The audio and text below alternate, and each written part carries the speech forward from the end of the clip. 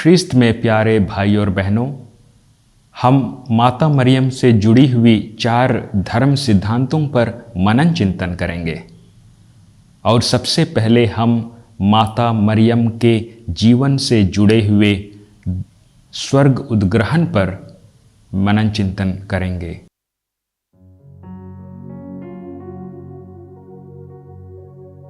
ख्रिस्त में प्यारे भाई और बहनों, माता मरियम का स्वर्ग में उद्ग्रहित किया जाना मरियम से जुड़ी हुई कैथोलिक कलीसिया के 4 धर्म सिद्धांतों में से एक है।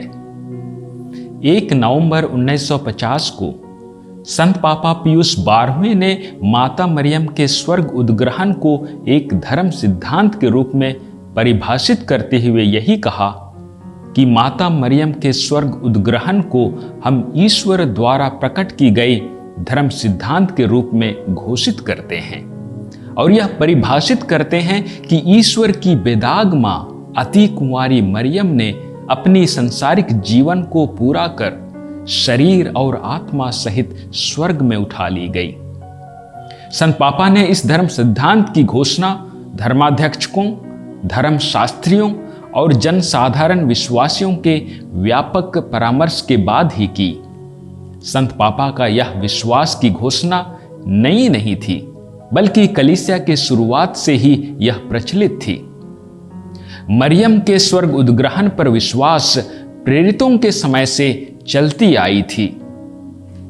कलीसिया की परंपरा के अनुसार माता मरियम के मृत्यु के बाद उनके कोई अवशेष नहीं थे और यरूशलेम में उनकी कब्र खाली पाई गई थी, जिसके कारण यह निष्कर्ष निकाला गया कि मां मरियम को उनके शरीर और आत्मा के साथ स्वर्ग में उद्ग्रहित की गई।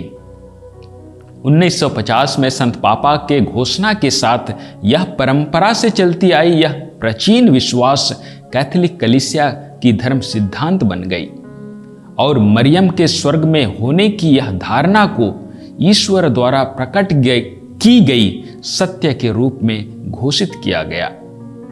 यद्यपि मरियम का स्वर्ग उद्ग्रहण बाइबल में स्पष्ट रूप से नहीं दिया गया है, लेकिन धर्मी लोगों को स्वर्ग में उठा लिए जाने का मिसाल हम बाइबल में पा सकते हैं। उदाहरण के लिए इब्रानियों के पत्र अध्याय 11 वाक्य 5 हमें बताता है कि पुराने नियम के हेनोक विश्वास के कारण मृत्यु का अनुभव किए बिना स्वर्ग में उठा लिए गए।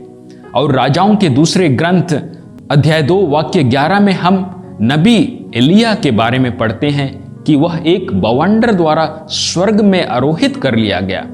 इन दोनों उदाहरणों में और मरियम के स्वर्ग में उद्ग्रहित किए जाने के मामले में भी हम पाते हैं कि ये तीनों व्यक्ति ईश्वर के प्रति वफादार थे और माता मरियम किसी भी अन्य सृजित व्यक्ति की तुलना में ईश्वर का अनुसरण करने के लिए सबसे अधिक वफादार थी। इस कारण कोई सवाल ही नहीं उठता है कि मरियम के सांसारिक जीवन के अंत में वह शरीर और आत्मा सहित स्वर्ग में ना उठा ली गई हो। ऊपर से मां मरियम विश्वास के मामले में हमसे आगे आती है और वह पुनरुत्थान के पहले फल के रूप में गिनी जाती है, जिसका अनुभव हम सभी विश्वासी अंतिम समय में अनुभव करेंगे। धन्य कुंवारी मरियम का स्वर्ग उद्ग्रहण हमारे लिए एक संकेत है कि जो उनके पुत्र यीशु मसीह के प्रति वफादार रहते हैं वे सभी स्वर्ग में आरोहित किए जाएंगे। हम आशा करते हैं और उस अद्भुत क्षण की प्रतीक्षा करते हैं कि हम भी पुनरुत्थान के आनंद का अनुभव करने में सक्षम हो पाएंगे और उस सुंदर स्वर्ग राज्य को देख पाएंगे जहां मां मरियम हमारी माता निवास करती है। जब से मां मरियम स्वर्ग में प्रवेश की है, वह विश्वास पूर्वक हम सभी के लिए, अपने बच्चों के लिए प्रार्थना करती है कि हम भी पुनरुत्थान का फल प्राप्त कर स्वर्ग में आरोहित किए जाएं। आमीन।